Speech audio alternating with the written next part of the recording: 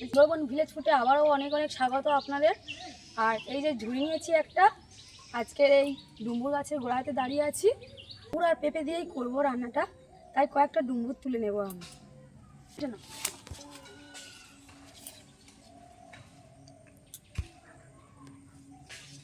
না দাঁড়াও,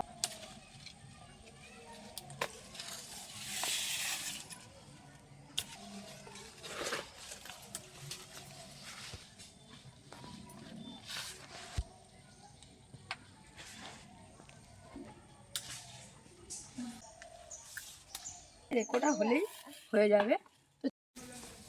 চলো পেঁপে তুলতে যাবো, চলো পেঁপে তুলবে না, চলো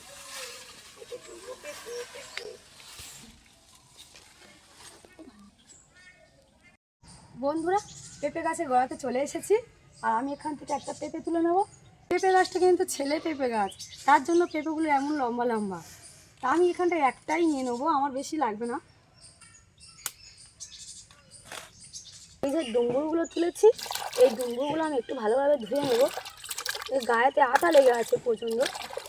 রান্নাঘরেতে চলে এসেছি, টাটকা টাটকা সবজি তুলে আনলাম আপনাদের সামনে। আর এগুলো আমি প্রথমে কেটে নেব।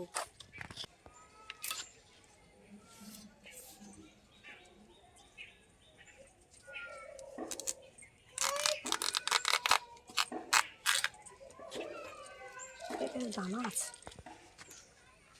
এই দানাগুলো ভালোভাবে পরিষ্কার করে নিতে হবে।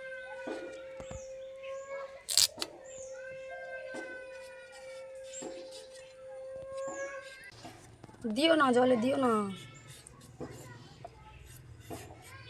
সাইজে আমি করে আলু যেমন কাটে এরকম লম্বা লম্বা করে কেটে নেব।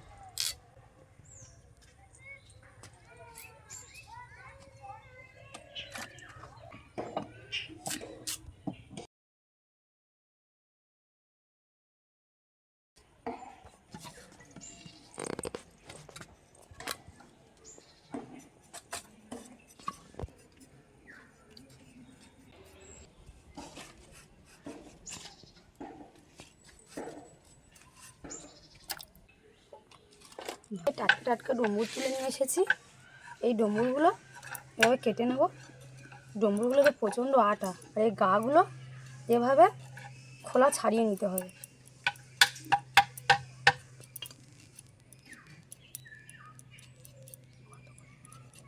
এই যে ডুমুরটা ভালোভাবে ছাড়িয়ে নিয়েছি, এভাবে মাঝখান থেকে চেরা করে।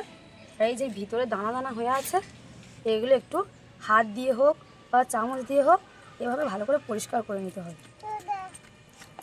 এই এই জলেতে এইভাবে একটু ভালোভাবে পরিষ্কার করে নেব।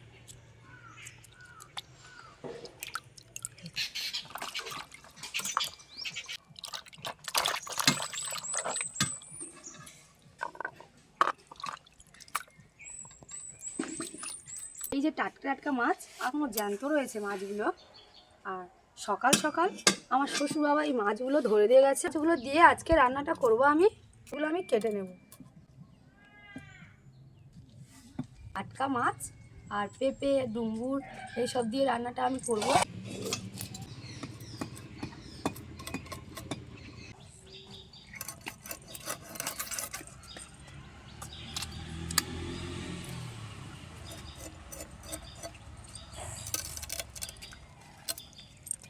এই যে চারটে ছোট ছোট মাছ আছে, এই মাছগুলো আমি গোটা গোটা ভাজবো। আর এই যে এই বড় বড় মাছগুলো, এই মাছগুলো দিয়ে আজকে রান্নাটা করব। তাহলে আমি মাছ খাবো। তুমি ভাজা মাছ খাবে না গোটা মাছ খাবে? ঝোলের মাছ বলো, ভাজা মাছ ভাজা খাবে? বড় মাছটা খাবে তো? ছোটো মাছটা খাবে? ঠিক আছে, তোমার আমি ছোটো মাছটা ভেজে দেবো। এইটা ঠিক আছে, মাছটা আমি গোটা ভেজে দেবো। হ্যাঁ হ্যাঁ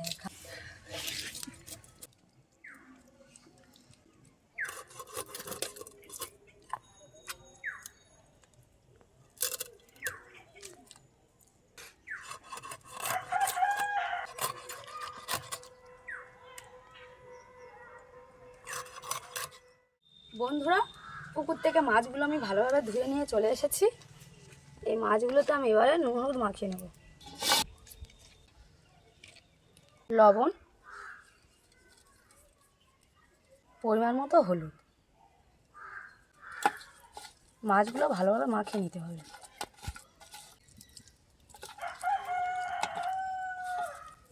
উনুনটা এখানে জ্বালিয়ে নিয়েছি আর কড়াটা বসিয়ে দিলাম। প্রথমে আমি একটা ভাজা মশলা বানিয়ে নেব। তার জন্য আমি এখানে দিয়ে দিচ্ছি 2টো তেজপাতা, 4টে শুকনো লঙ্কা, কিছুটা গোলমরিচ আর কিছুটা সাদা জিরে। এই মশলাটা আমি ভালোভাবে ভেজে নেব আর এই মশলাটা আমি মাছ ভাজাতেও ব্যবহার করব।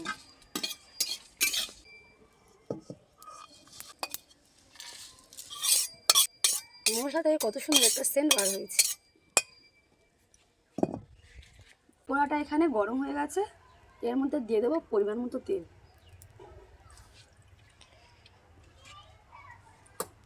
এখানে পরিমাণ মতো লবণ দিলাম। এই লবণটা আমি এখানে দিলাম, মাছগুলো ভাজবো। এই মাছগুলো আর কড়ার গায়েতে লাগবে না, মাছগুলো আমি একে একে ভেজে নেব।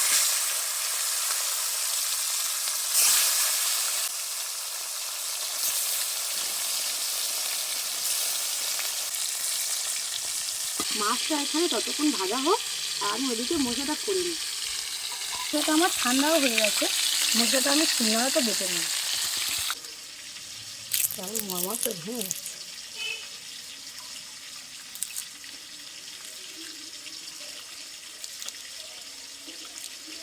এই মশলাটা আপনার যে কোনো মাছের ঝোলে ব্যবহার করতে পারেন। সামান্য জল দেবো এর মধ্যে।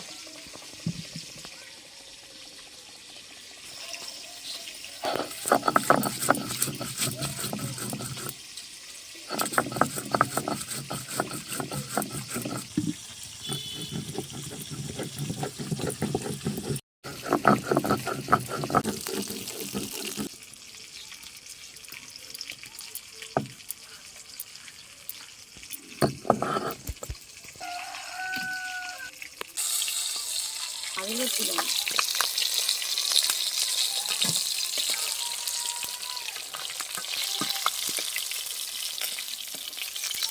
মাছগুলো আমি ভাজবো।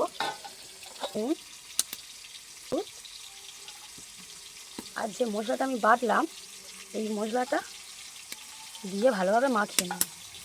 মাছ ভাজাগুলো খেতেও কিন্তু দারুণ লাগে। মাছগুলো আমি মশলা মাখিয়ে কিছুক্ষণের জন্য রেখে দেবো। থাকা তেলে আমি যে গোটা গোটা মাছগুলো মাখিয়ে রেখেছিলাম এই মাছগুলো ভেজে নেব।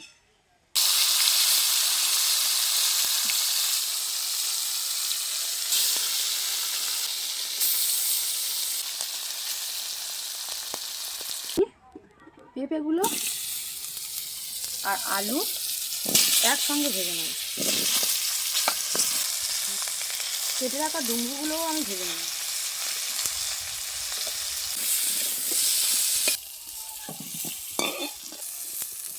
বসিয়ে দেবো, তার জন্য আমি তেল দিয়ে দিচ্ছি কড়াতে। ফোড়ন হিসাবে দিয়ে দেবো কালো জিরে, কেটে রাখা পেঁয়াজগুলো, এইগুলো ভালোভাবে লাল লাল করে ভেজে নেব। এখানে ভালোভাবে লাল লাল করে ভেজে নিয়েছি। এর মধ্যে দিয়ে দেবো কেটে রাখা টমেটোগুলো, দিয়ে দেবো পরিমাণ মতো লবণ, হলুদ করে দিয়ে দেবো লঙ্কার গুঁড়ো।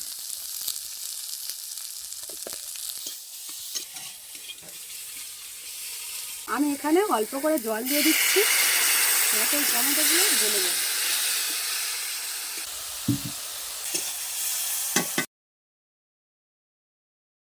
ভালোভাবে কষিয়ে নিই।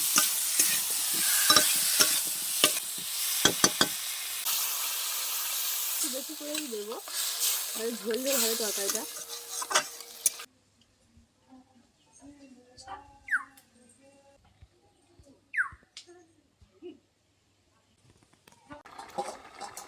তরকারিটা ফুটে উঠেছে, আমি এখানে ভেজে রাখা মাছগুলো দিয়ে দেবো।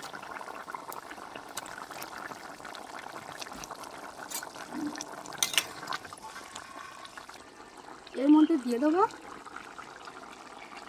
বেটে রাখা মশলাটা।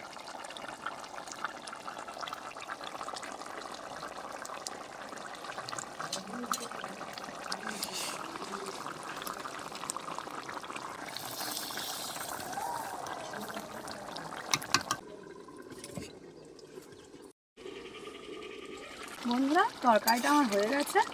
আমি এবার তরকারিটা লাগিয়ে নেব। তরকারি কালারটা কতটা সুন্দর হয়েছে দেখুন, আর তরকারি থেকে একটা সুন্দর সেন্টও বার হয়েছে। বাড়িতে বানিয়ে খেয়ে দেখবেন কেমন লাগে তরকারিটা। আর আমরা তো সব সময় পেঁপে মানেই জানি যে হালকা পাতলা ঝোল, কিন্তু আমি এখানে হালকা পাতলা ঝোল করিনি। আর আপনারা যে মশলাটা দেখালাম, এই মশলাটা আপনারা যে কোনো মাছের ঝোলেতে খেতে পারেন।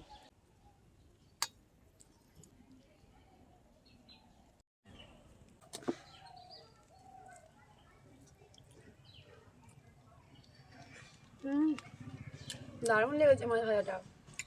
একবার এভাবে মশলা দিয়ে মাছ ভেজে খেয়ে দেখবেন কেমন লাগবে। তরকারিটা খেয়ে দেখি কেমন হয়েছে।